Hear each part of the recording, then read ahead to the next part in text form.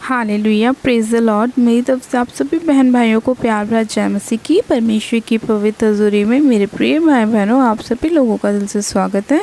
प्रिय भाई बहनों, हमारा आज का जो वचन है वो विशेष हमारे उन भाई बहनों के लिए है जो लोग अपने आप को बहुत अकेला महसूस करते हैं।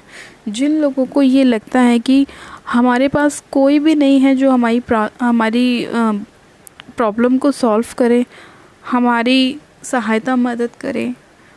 जो लोग ये सोचते हैं कि जिनके जीवन में बहुत संकट है, बहुत निराशाएं और उन्हें कोई रास्ता समझ में नहीं आता, वो लोग ये सोचते हैं कि हम क्या करें, किसके पास जाएं और कैसे हमारी जो प्रॉब्लम है, परेशानियां हैं वो सॉल्व होंगी। तो हमारा आज का जो वचन है वो हमारे उन्हीं भाई बहनों के लिए जो लोग अपने जीवन में बहुत ज़्यादा निराशाओं से घिरे हुए हैं, जिन लोगों के जीवन से संकट ख़त्म ही नहीं हो रहे हैं, जिन लोगों के जीवन से निराशाएं नहीं जा रही हैं, जिनके कोई काम सफल नहीं हो पा रहे हैं। आज का परमेश्वर का वचन उन्हीं लोगों से बात करेगा और उनके जीवन से सारी परेशानियों को, विपत्तियों को, संकटों को बाहर निकालेगा और उन्हें बलवंत करेगा, उन्हें संभालेगा और उन्हें आशीषित करेगा। तो आइए मेरे प्रिय भाई बहनों, हम वचन में चलते हैं। आज हम बाइबल में से एक वचन को पढ़ते हैं, यशायाह की पुस्तक, उसका 41 अध्याय और उसकी 10 आयत को। परमेश्वर का वचन कहता है, मत डर क्योंकि मैं तेरे संग हूँ, इधर उधर मत ताक क्योंकि मैं तेरा परमेश्वर हूँ। मैं तुझे दृढ़ करूँगा और तेरी सहायता करूँगा, अपने धर्मी दाहिने हाथ से मैं तुझे संभाले रहूँगा। आमेन, हालेलुया। परमेश्वर के आज के इस प्यारे और सुंदर वचन के लिए हम पिता परमेश्वर का दिल से धन्यवाद करते हैं। पिता, हम तेरा धन्यवाद करते हैं आज के इस वचन के लिए जो तूने अपने लोगों को दिया और परमेश्वर तूने उनके मार्ग में उनकी अगुवाई करी। हालेलुया। मेरे प्रिय भाई बहनों, परमेश्वर का वचन कहता है कि मत डर। ये किससे कह रहा है? परमेश्वर आपसे कह रहा है कि मत डर क्योंकि मैं तेरे संग हूँ, इधर उधर मत ताक क्योंकि मैं तेरा परमेश्वर हूँ। अगर मेरे प्रिय भाई बहनों आज आपको ये लगता है कि आपकी परेशानी बहुत बड़ी है, आप उससे बाहर नहीं निकल पा रहे, आप क्या करें, कौन आपकी सहायता करेगा, कौन आपकी बात को सुनेगा, कौन आपको समस्याओं से बाहर लेके जाएगा, तो परमेश्वर ने आपसे कहा है कि मत डर क्योंकि मैं तेरे संग हूँ। उसने बोला तुझे किसी भी व्यक्ति से, किसी भी विपत्ति से, किसी भी दुश्मन से, किसी भी बीमारी से, किसी भी शैतान की योजना से डरने की ज़रूरत नहीं है क्योंकि मैं तेरे संग हूँ। तो इधर उधर मत ताक क्योंकि मैं तेरा परमेश्वर हूँ। आज लोग क्या करते हैं कि जब उनके जीवन में थोड़ा सा दुख आता है, अगर वो मसीह में भी हैं तो भी वो लोग भटकने लग जाते हैं क्योंकि उनको पूरा भरोसा नहीं होता परमेश्वर के ऊपर, क्योंकि उनका जो विश्वास होता है वही आधा अधूरा होता है। और परमेश्वर ने कहा कि मेरी जो प्रजा है वो ज्ञान ना होने की वजह से क्या हो रही है? नष्ट हो रही है। तो पहले तो आपको पूरा ज्ञान परमेश्वर के लिए रखना है कि परमेश्वर ने अपने वचन में आपसे बोला है कि मत डर क्योंकि मैं तेरे संग हूँ और इधर उधर मत ताक क्योंकि मैं तेरा परमेश्वर हूँ। लेकिन लोग क्या करते हैं? वचन का इस्तेमाल ना करके अपनी बुद्धि का इस्तेमाल करते हैं और अपने लिए नए नए रास्तों को ढूंढना शुरू कर देते हैं। और जब वो उन रास्तों पर चलते हैं तो उन्हें सिर्फ निराशा के अलावा और कुछ हासिल नहीं होता। इसलिए परमेश्वर ने कहा कि मत डर और मैं तेरे संग हूँ और इधर उधर मत ताक क्योंकि मैं तेरा परमेश्वर हूँ। अगर आप एक सच्चे मसीही हैं, परमेश्वर के वचन को मानने वाले हैं, तो आपको पता है कि परमेश्वर का वायदा आपके जीवन में क्या है और वो आपके जीवन में पूरा भी होता है जब आप पूरी निर्दोषता से, पवित्रता से, धार्मिकता से परमेश्वर के कामों को करते हैं। जब आप परमेश्वर के वचन के अनुसार अपने जीवन को बिताते हैं, उन सभी चीज़ों से अपने आप को अलग करके रखते हैं जो परमेश्वर ने हमें बोला है, तो वो ये वचन आपकी लाइफ में पूरा होता है। परमेश्वर ने कहा कि मैं तुझे दृढ़ करूँगा और तेरी सहायता करूँगा। क्या आपके रिश्तेदार आपसे बोल सकते हैं कि मैं तुझे दृढ़ करूँगा और तेरी सहायता करूँगा? क्या आपके फ्रेंड्स आपको बोल सकते हैं? क्या आपके अड़ोसी पड़ोसी आपको बोल सकते हैं? क्या आपका सबसे अच्छा बेस्ट फ्रेंड आपको बोल सकता है? नहीं बोल सकता, क्योंकि उसको अपने ऊपर ही कॉन्फिडेंस नहीं है। वो आपको क्या बोलेगा? वो अपनी सहायता नहीं कर पा रहा, वो आपकी सहायता क्या करेगा? लेकिन जो हमारा परमेश्वर है, जिसने आकाश, पृथ्वी, जल, समुद्र, नदियाँ, पहाड़, जिसने सब कुछ बनाया, जिसने जीव जंतु नर नारी, जिसने सब कुछ बनाया, वो बोल सकता है इस बात को कि मैं तुझे दृढ़ करूँगा और तेरी सहायता करूँगा और अपने धर्मी दाहिने हाथ से मैं तुझे संभाले रहूँगा। अगर किसी के घर में कोई दिक्कत हो जाती है, कोई आर्थिक तंगी आ जाती है, तो अगर वो व्यक्ति अपने सबसे अच्छे दोस्त से भी जाकर ये बोलता है कि भाई मेरे घर में थोड़ी आर्थिक तंगी है, मुझे पैसों की प्रॉब्लम है, क्या तू मुझे कुछ पैसे उधार दे सकता है, उसे एक बार दे देगा, 2 बार दे देगा। लेकिन जब वो ये देखेगा कि बार बार मुझसे मांगने आ जाता है और मुझे रिटर्न भी नहीं करता है, तो वो उसको फिर मना करने लग जाएगा। वो बोलेगा भाई मेरे पास नहीं है, अब मुझसे मत मांगना, अब कहीं और तो किसी और से मांग लेना। वो भी आपको एक टाइम पे मना कर देगा, वो भी आपको अपने घर से बोल देगा कि चले जा, मेरे पास नहीं है, मुझसे बार बार मत मांग। लेकिन परमेश्वर ने कहा कि मैं तुझे अपने धर्मी दाहिने हाथ से संभाले रहूँगा, मैं तुझे दृढ़ करूँगा। क्योंकि परमेश्वर जो है वो हमारा पिता है, उसने हमको बनाया, हम उसके बच्चे हैं। हमें परमेश्वर ने बोला कि मैं तुम्हें मांगने वाला नहीं बनाऊंगा, मैं तुम्हें देने वाला बनाऊंगा। तुम्हारे हाथ क्या होंगे? देने वाले होंगे, मांगने वाले नहीं होंगे। तो जो परमेश्वर की आज्ञाओं को मानने वाला व्यक्ति होता है, परमेश्वर उसको हमेशा देने वाला बनाता है। उसको कभी भी किसी भी परिस्थिति में मांगने की ज़रूरत नहीं पड़ती। अगर उसके पास थोड़ा है तो वो थोड़े में आशीषित रहेगा, अगर उसके पास ज़्यादा है तो वो ज़्यादा में आशीषित रहेगा।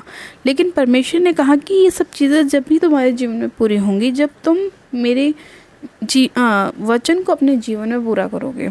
अब लोग क्या करते हैं कि अपनी थोड़ी सी विपत्ति को देखते हैं, अपनी थोड़ी सी बीमारी को देखते हैं, प्रॉब्लम्स को देखते हैं, तो यहाँ वहाँ भटकते हैं, अन्य जगहों पर जाना शुरू कर देते हैं। सोचते हैं यहाँ से ठीक नहीं हो रहे तो वहाँ से ठीक हो जाएंगे, इधर जाते हैं उधर जाते हैं, लेकिन क्या होता है? कुछ हासिल नहीं होता।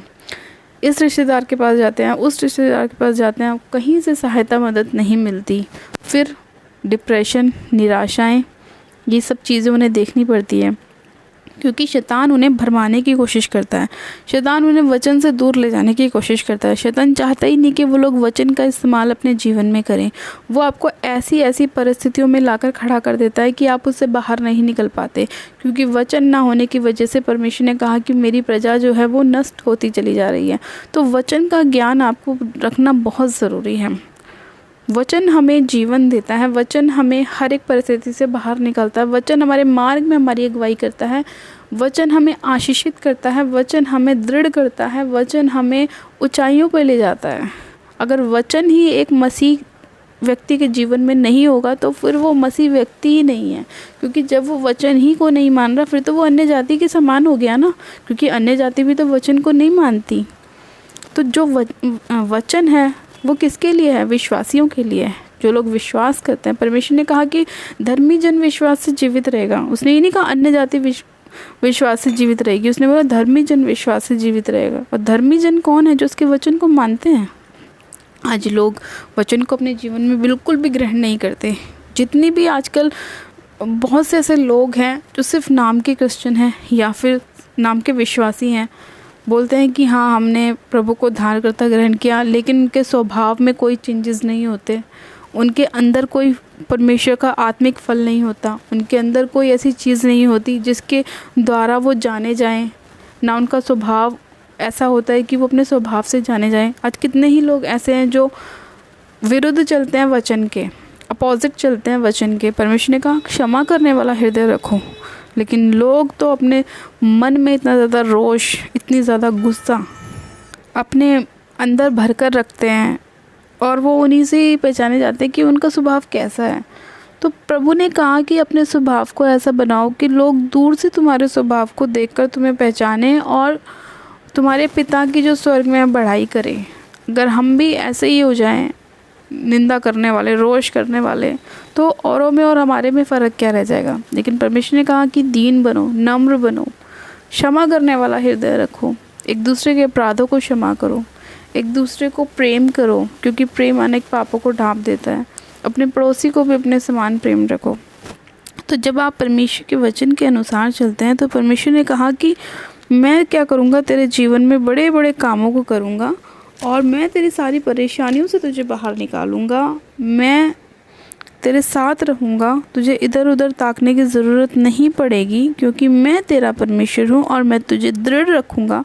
मैं तेरी सहायता हर समय करूँगा और अपने धर्मी दाहिने हाथ से मैं तुझे संभाले रहूँगा। ये परमेश्वर का एक वायदा है हमारे लिए। परमेश्वर का जब भी हम वचन पढ़ते हैं, और जो वचन परमेश्वर हमसे बात करता है जिस वचन से, वो एक हमारे लिए वायदा परमेश्वर का होता है कि उसने ये वायदा हमसे किया है। आज परमेश्वर ने जब हमसे वायदा किया, जब हम यीशु मसीह का वचन पढ़ते हैं तो लिखा है कि उसके कोड़े खाने से हम चंगे हो गए। तो क्या हम उसके कोड़े खाने से चंगे नहीं हुए? हम उसके कोड़े खाने से चंगे हुए।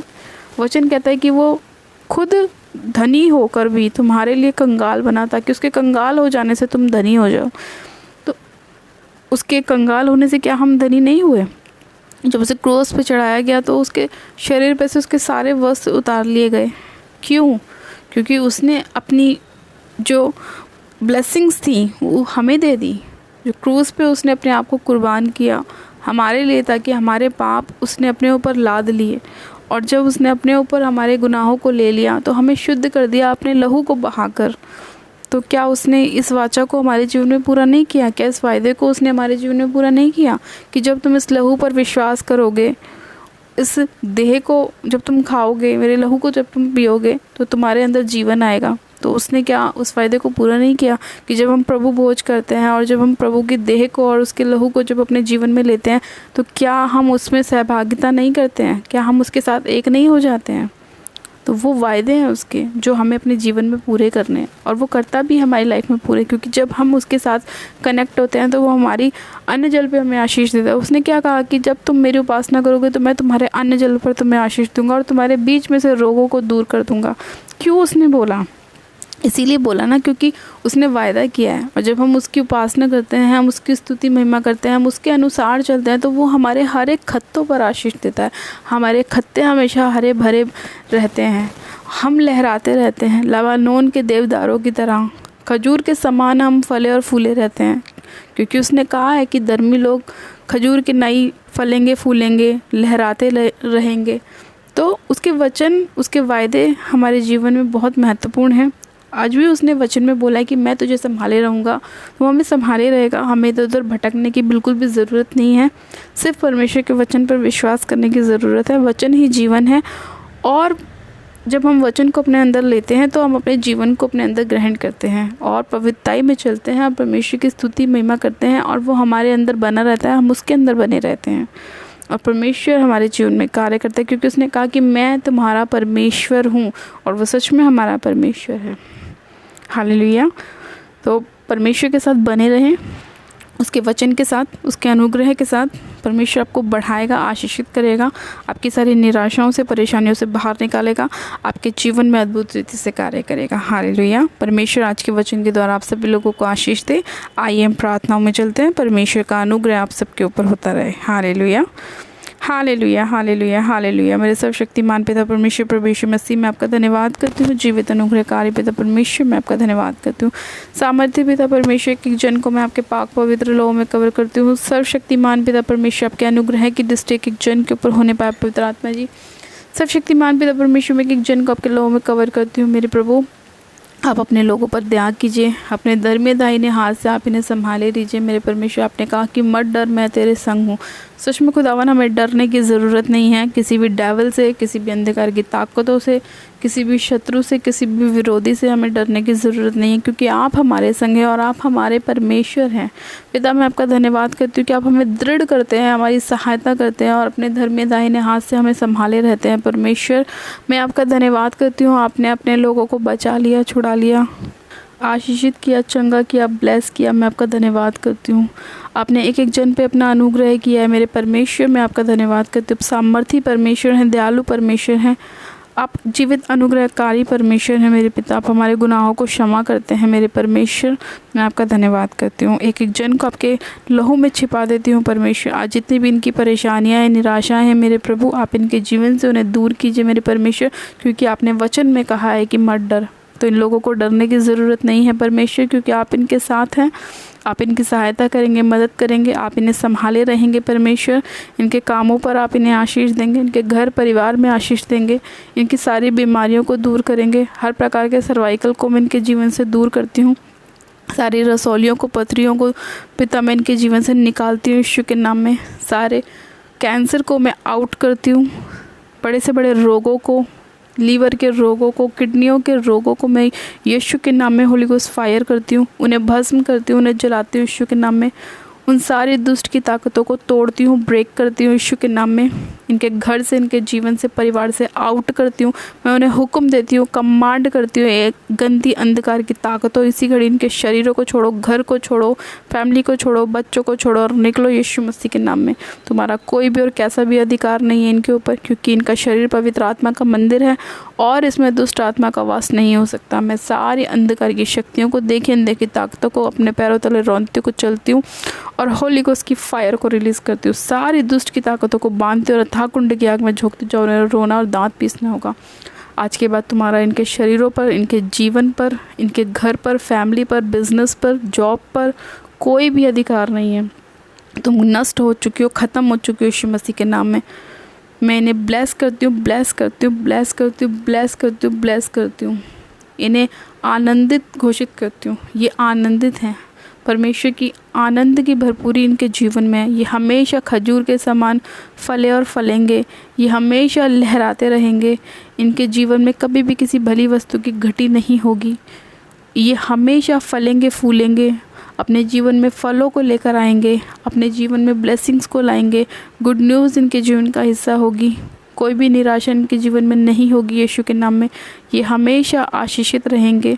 ये हमेशा फलते फूलते रहेंगे। ये हमेशा परमेश्वर में आनंदित रहेंगे। मैं इन लोगों को ब्लेस करती हूँ। उनकी सारी निराशाओं को दूर करती हूँ, सारी प्रॉब्लम्स को दूर करती हूँ, हर एक बीमारी डालने वाली दुष्ट की आत्मा को दूर करती हूँ। सारे बंधनों को मैं तोड़ती हूँ यीशु मसीह के नाम में और आशीष को खोलती हूँ। पिता, आपने इस प्रार्थना विनती को सुना, एक जन को छुआ छू के ब्लेस किया, आशीषित किया। मैं आपका धन्यवाद करती हूँ। सारी महिमा आदर आपको देती हूँ। प्रार्थना विनती बड़े विश्वास के साथ हमारे उद्धारकर्ता प्रभु यीशु मसीह के नाम से मांगती हूँ। आमेन, आमेन। आप सब जन कहें आमेन। गॉड ब्लेस यू मेरे प्रिय भाई बहनों। आप सब जन आशीषित है। परमेश्वर आप सभी लोगों को आशीष दे। तब से आप सभी लोगों को प्यार भरा जय मसीह की। God bless you. Praise the Lord. Hallelujah.